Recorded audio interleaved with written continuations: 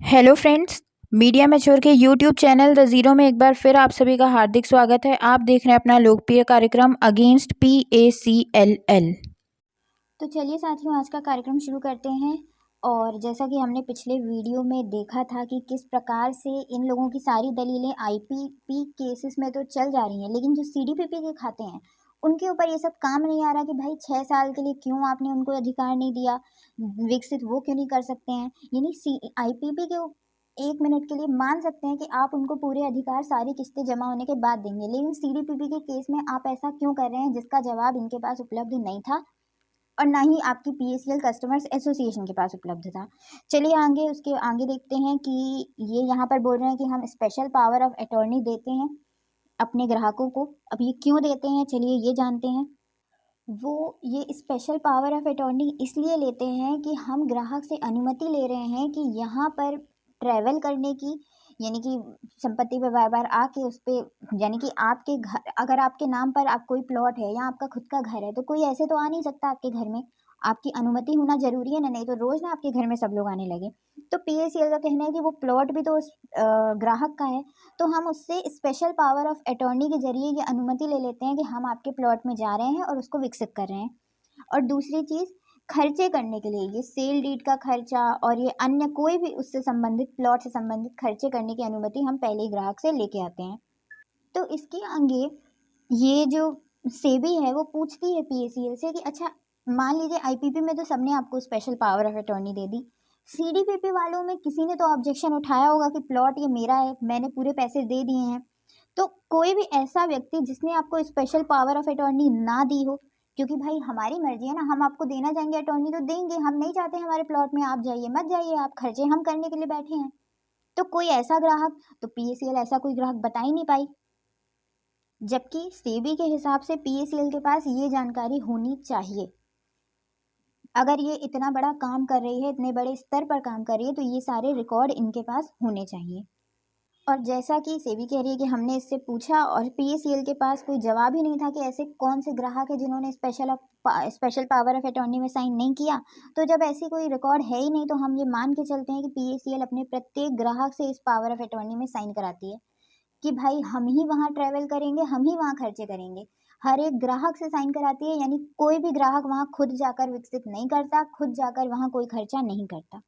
इसका मतलब तात्पर्य यह है कि PACL सभी ग्राहकों से साइन कराती है ताकि जो भी उससे संबंधित ट्रांजैक्शन हो वो PACL के कंट्रोल में हो, PACL के हिसाब से हो, सब ग्राहक के हिसाब से कुछ भी ना हो प्लॉट में।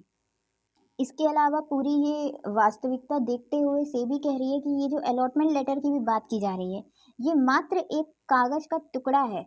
इसको जारी करने के बाद भी PACL अपने ग्राहकों को कोई भी संवैधानिक अधिकार नहीं देती है उस संपत्ति से संबंधित, क्योंकि जो ट्रांसफर ऑफ प्रॉपर्टी एक्ट है, ये एक एक्ट है, संपत्तियों पर लगता है। जब हम उसको एक से दूसरे को ट्रांसफर करते हैं या बेचते हैं, उस समय ये कानून लागू होता है। तो इसकी 54 सेक्शन के अंतर्गत सेबी कह रही है कि इसमें कहा गया है कि जब भी हम किसी अचल संपत्ति को ट्रांसफर करते हैं, उसके लिए हमको सेल डीड देना बहुत ज़रूरी है। या तो सेल डीड दे दो तो वो पूरा हो जाएगा ट्रांजैक्शन, या तो प्रॉपर्टी दे दो उसको रहने के लिए तो पूरा हो जाएगा। यानी इधर उधर की तो सिर्फ ये प्रक्रियाएं हैं, मेन जो ये ट्रांजैक्शन पूरा होता है कि हाँ अब ये संपत्ति इसको दे दी गई है, अब ये इसका मालिकाना अधिकार है, वो कैसे होता है, या तो सेल डीड दे दो, शायद जिसको हिंदी में विक्रय पत्र कहा जाता है, और या तो फिर उसको प्रॉपर्टी दे दो।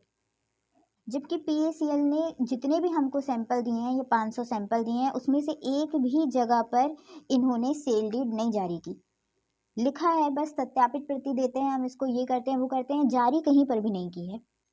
तो इस प्रकार के दस्तावेजों की कमी होने से हम ये मान के चल सकते हैं कि ग्राहक का इस संपत्ति पर कहीं कोई लेना देना नहीं है, कहीं कोई अधिकार नहीं है, कोई संपत्ति उसके नाम पर है ही नहीं। और एक पल के लिए अगर हम मान भी लें कि कुछ अधिकार आपने, मालिकाना अधिकार ग्राहक को दिए हुए हैं, तब भी जब तक आपने ग्राहक को वहाँ पर पूरा सेल डीड नहीं दी, यानी मान लीजिए इक्का दुक्का कुछ आपने दे भी दिया उसको अधिकार, लेकिन जब तक आपने उसको उस संपत्ति का लिखित में मालिक नहीं कर दिया और उसको वहाँ पर कब्जा नहीं दे दिया, तब तक PACL के अलावा कोई भी व्यक्ति उस संपत्ति को बेच नहीं सकता। यानी ग्राहक अपनी मर्जी से किसी और को उस संपत्ति नहीं ट्रांसफर कर सकता, क्योंकि मेन जो ओनरशिप रहती है और पोजेशन होती है, कब्जा और मालिक जो है संपत्ति का, वो तो PACL ही बनी बैठी है। और ये दो चीज़ें कब मिलती हैं ग्राहक को? जब एग्जीक्यूशन सेल डीड जारी की जाती है और इसका टेन्योर ख़त्म हो जाता है। लेकिन पीएसीएल के जितने भी 500 दिए गए हैं सैंपल, उनमें से कहीं भी ऐसा नहीं हुआ, क्योंकि यहाँ पर जैसे ही उसका मैच्योरिटी का समय आ रहा है तो ग्राहक बोल रहा है मेरे को पैसा चाहिए और पीएसीएल उसको पैसा दे दे रही है। यानी कहीं पर भी सेल डीड तो जारी करने की ऐसी कोई नौबत ही नहीं आई है। तो इस प्रकार से ग्राहक को कभी उस प्लॉट का मालिकाना अधिकार मिला ही नहीं है, कभी उस ग्राहक को वहाँ पर कब्जा दिया ही नहीं गया है। और बाकायदा यहाँ पर इस चीज़ में अब क्या बोल रही है पीएसीएल ने, ये भी एक दलील दी वहाँ पर कि हमने वर्ष 2011 से अपने ग्राहकों को ऑप्शन दिया है कि आप चाहें तो खुद प्लॉट को विकसित कर सकते हैं। हमने 2011 के वर्ष से ग्राहकों को ऐसा मौका दे दिया है। जबकि जो पैसा वसूलती है पीएसीएल अपने ग्राहकों से, उस कीमत में जो डेवलपमेंट कॉस्ट है, विकास की जो राशि है, वो पहले ही उसमें जुड़ी रहती है, जिसमें से ये पता चलता है कि डेवलपमेंट वगैरह सब कुछ उस एग्रीमेंट में लिखा हुआ है कि विकास जो है यही करेगा। तो एग्रीमेंट में लिख जब आपने दिया तो 2011 में आपने कैसे इनको मौका दिया?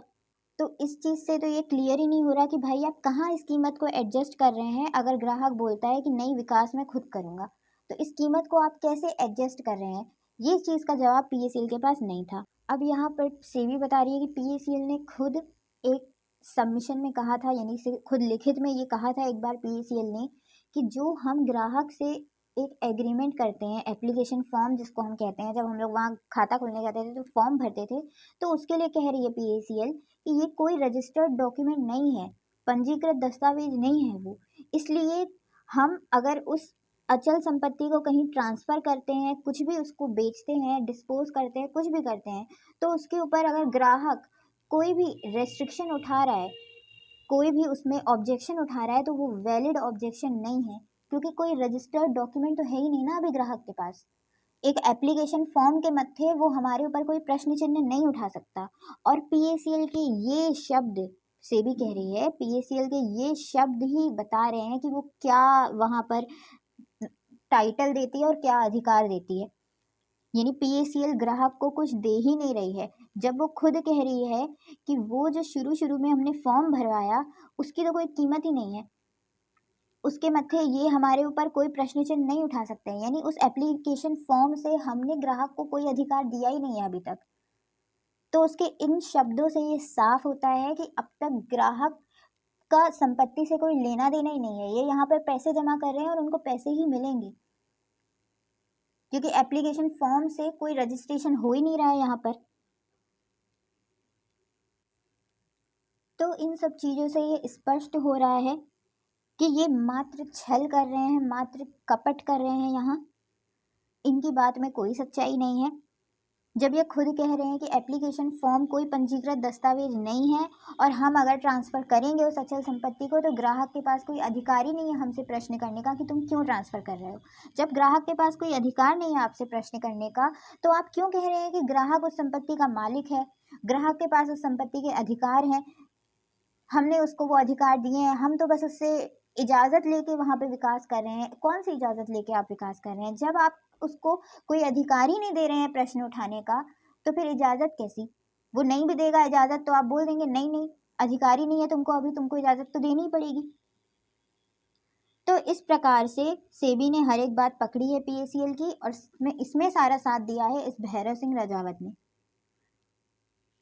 जिसके खिलाफ इस ऑर्डर के मत्थे और एक सेट कोर्ट के ऑर्डर के मत्थे ही एफआईआर होगी। इन दो ऑर्डरों के अलावा हम इसके ऊपर इस संबंध में तो कोई कुछ नहीं कर सकते कार्रवाई।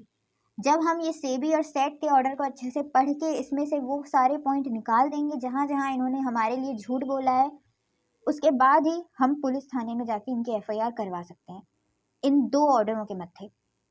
तो चलिए साथियों, फिलहाल के लिए बहुत बहुत धन्यवाद। जय हिंद, जय भारत।